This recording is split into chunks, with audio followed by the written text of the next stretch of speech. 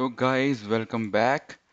And हम लोगों ने 2 दिन में पोर्चुगीज, डच और इंग्लिश ये कैसे आए, इन्होंने अपना साम्राज्य कैसे स्थापित किया स्टार्टिंग में, ईस्ट इंडिया कंपनी जो थी इनकी, वो करेंगे। तो बेसिकली ये पहला चैप्टर है मॉडर्न हिस्ट्री के, जो राजीव अय्यर के जो स्पेक्ट्रम की बुक है उसका।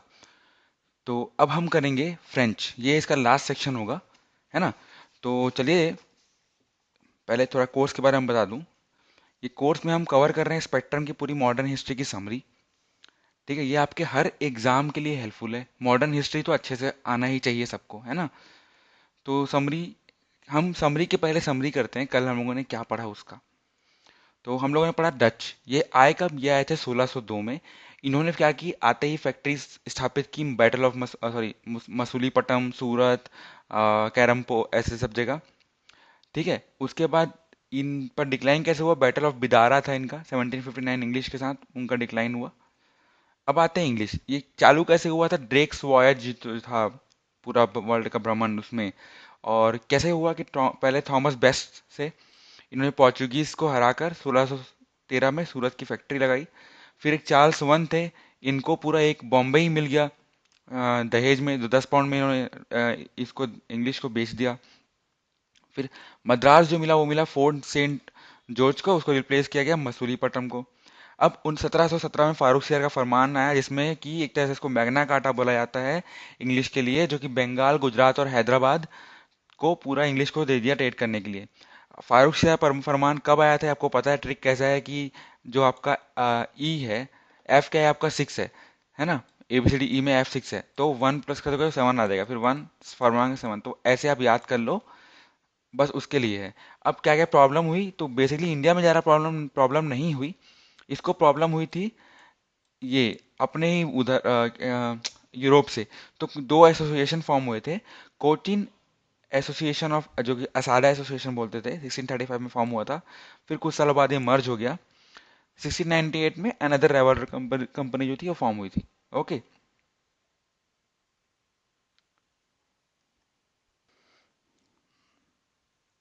तो अब हम आते हैं फ्रेंच में, ये आए कैसे, इसका फाउंडेशन डला था 1664 में।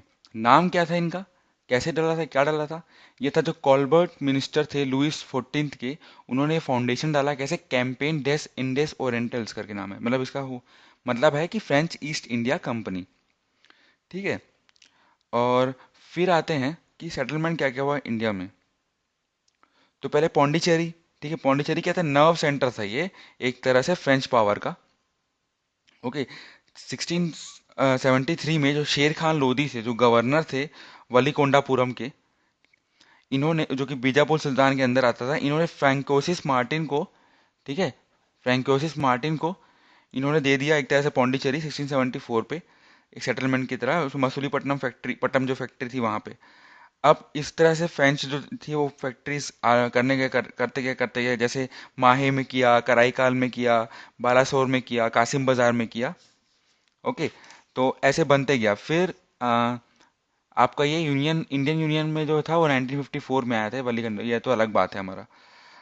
सो उसके बाद क्या हुआ कि एंग्लो फ्रेंच राइवलरी बढ़ती गई, है ना। तो अर्ली सेटबैक्स भी थे इसके पीछे, कि आपको पहले पहले डच डच आ जाते थे, फिर आपका कभी कभार लड़ाई वड़ाई होने लग जाती थी बीच में ही, फिर एक और कंपनी आ गई, ऐसे कर करके बहुत प्रॉब्लम हुआ, पर उतना कोई प्रॉब्लम ढंग का था नहीं। सो एक हुआ था कि 1720 में, ठीक है, 1720 में रीऑर्गेनाइजेशन हुआ था, किसका, फ्रेंच कंपनी का, उसको लिखा गया perpetual company of the Indies. ठीक है, तो उससे क्या हुआ, फिर स्ट्रेंथ बना, और 20 से के 42 तक अच्छे से राज किए इन लोग। तो अब आते हैं हम एंग्लो फ्रेंच राइवलरी का, ये जो थी, बिकॉज ये कहाँ से आई थी, ये आई थी आपकी यूरोप से, है ना। तो बेसिकली क्या था कि 7 ईयर्स ऑफ वॉर बोलते थे, आपको पता होना चाहिए, 3 काइनेटिक वॉर भी हुई थी, आगे पढ़ेंगे हम।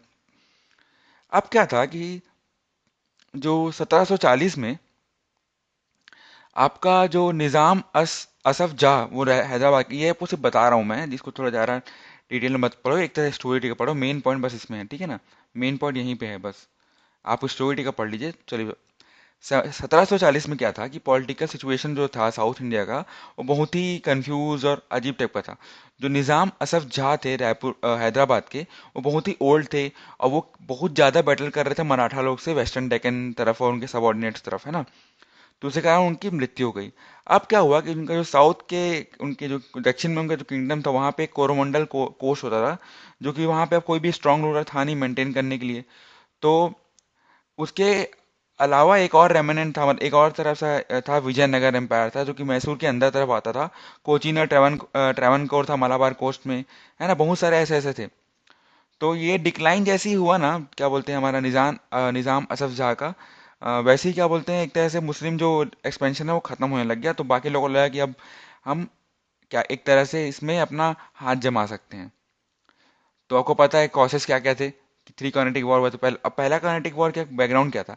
कर्नेटिक का मतलब एक तरह से ये होता है कि ये दिया गया था, जो यूरोपियन ने दिया था इसे कोरोमंडल कोस्ट और उसके हिंटरलैंड को। एक तरह से ये जो पहला कर्नेटिक वॉर था वो एक्सटेंशन था एंग्लो एंग्लो फ्रेंच राइवलरी का यूरोप में। ये एंड जब हुआ, इसका जो ड्यूरेशन था 48 से लेके 40 से 48 तक था। अब इसके कॉसेस क्या क्या हुआ कि ऑल्दो फ्रेंच जो थी हमारी अच्छे से वीकर पोजीशन पे थी, पर वो एक तरह से ज़्यादा दूर नहीं फैलाने वाली थी। और इंग्लिश जो नेवी थी वो बहुत बड़ी थी, है ना। तो रिजल्ट क्या हुआ, इसका यही कॉज था। और उसके बाद फिर जो फ्रेंच थे वो क्या बोलते हैं वापस आ गए मद्रास में 1746 में।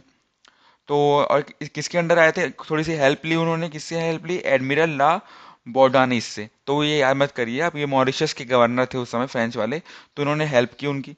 तो इसी कारण पहला कॉर्नेटिक वॉर क्या बोलते हैं आपका चालू हुआ। एंड ये कैसे खत्म हुआ, treaty of Aix la Chapelle से। ओके, अब सेकेंड कॉर्नेटिक वॉर देखते हैं हम लोग।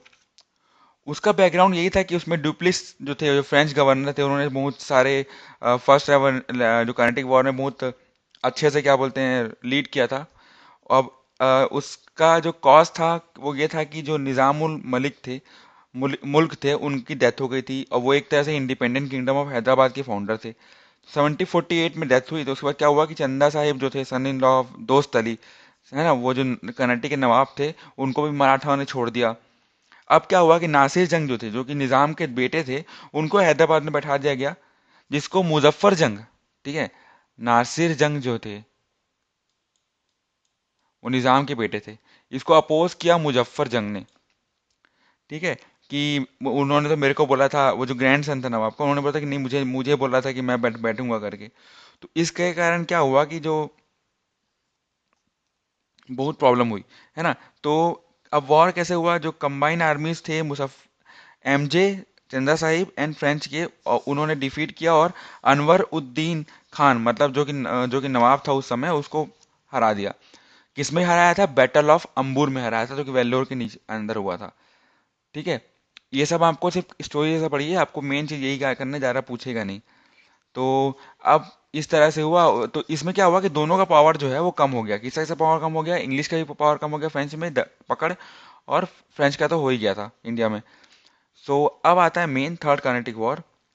इसमें क्या था, यूरोप में क्या था, एक ऑस्ट्रेलिया में एक वॉर चल रही थी, उसको 7 ईयर्स ऑफ वॉर बोलते हैं। ठीक है, वो कब से चल रही थी, ऑस्ट्रेलिया की बात कर रहा हूँ मैं। वो चल रही थी आपकी 1756 से 63 तक। और अपनी ये कब हुई, 1758 से 63 तक हुई। तो याद कीजिए, पहला जो हुआ वो 1740 से 48 तक हुआ। दूसरा 49 से कब तक हुआ बताइए आप, 49 से कब तक हुआ। जो सेकंड काइनेटिक वॉर है वो 49 से कितना हुआ, 54 तक हुआ। फिर 4 साल थोड़ी शांति बनी रही, फिर 58 से 63 तक हुआ, है ना। तो इसमें जो वॉर था वो था कि क्या बोलते हैं, इंग्लिश फोर्स को कैप्चर कर ली थी फ्रेंच आर्मी ने। दूसरे चक्कर में बहुत प्रॉब्लम हुई। बैटल ऑफ वेंडी वॉश हुआ, वो हुआ आपका बेसिकली एट दैट, जिसको इंग्लिश ने जीता था, कब जीता था, 22 जनवरी 1760 को। ठीक है, तो अब इसका क्या प्रॉब्लम, क्या क्या रिजल्ट हुआ कि एक एंग्लो फ्रेंच स्ट्रगल है ये, एक तरह से यूरोप का, और ये ट्रीटी ऑफ पेरिस से खत्म हुआ। ठीक है, ट्रीटी ऑफ पेरिस से खत्म हुआ, जिसमें क्या बोलते हैं कि फ्रेंच लोग को एक तरह से कमर्शियल सेटलमेंट करने के लिए मिल गया, लेकिन और फोर्टिफिकेशन जो है वो बैंड हो गया, है ना। तो देयरफॉर फ्रेंच भी जो है वो पोर्चुगीज और क्या बोलते काउंटर डच की तरह रहेगा कि एक एक जगह पे कन्फाइंड हो गया, और इंग्लिश जो है एकदम सुप्रीम पावर बन गया। और क्योंकि डच तो पहले ही बैटल ऑफ बिदारा में के डिफीट हो गए थे 1759 पे। तो बैटल ऑफ पलासी जो हुई थी वो 1757 पे, उसको एक तरह से डिसाइसिव बोला जाता है कि इसके कारण ही पूरा इंग्लिश का बोलबाला हुआ था, है ना। तो एंड क्या फेलियर था, अभी तक पढ़ चुके हैं कि इनएडिक्वेट मिलिट्री थी, फ्रांस के पास फाइनेंशियल सपोर्ट भी नहीं था, एंड आपका इन्वॉल्वमेंट था फ्रांस का यूरोप में, तो और ज़्यादा राइवलरी बढ़ रही थी, और पॉलिसी सबकी बेकार है तभी वो लोग हारेंगे। और कमर्शियल इंसेंटिव नहीं था फ्रेंच कंपनी को, जब ईस्ट इंडिया कंपनी को पूरा एक ट्रेड मिल गया था, खुल्लम छूट मिल गई थी। कब हुई थी कि ईस्ट इंडिया कंपनी 31 दिसंबर 1600 को, ठीक है ना। और 15 साल के लिए उसको बोला गया था कि राज करो जाके। क्वीन एलिजाबेथ ने दिया था, ठीक है, और कोटिंग विलियम कोटिंग को चार्ल्स वन ने दिया था। तो अब साउंड कमर्शियल बेसिस था इंग्लिश कंपनी का, तो ओके। सिंपल सी बात गाइस, पहला चैप्टर खत्म हो गया हमारा। कल पढ़ेंगे हम India on the eve of British conquest, मतलब कैसे सब कुछ हुआ, और कैसे ब्रिटिश आए, कैसे मुगल्स को हराया, कैसे फारूक सियार जहांदर शाह, रफीउद्दौला, बहादुर शाह वन, अहमद शाह, इन लोग सब के बारे में बात करेंगे कल हम, ठीक है। और कल मैं एक काम करूँगा, छोटा सा ये भी ले लूँगा कि उन लोग किंग कौन कौन थे, कहाँ कहाँ पे थे, क्या क्या प्रॉब्लम थी, तो वो हम बात करेंगे। ये बात होगी कल में, तो आप लोग सीट वीट सब बांध के बैठो, ठीक है, कल का वेट करो। So have a nice day guys, please like, subscribe and share if you like it. Okay, so have a nice day.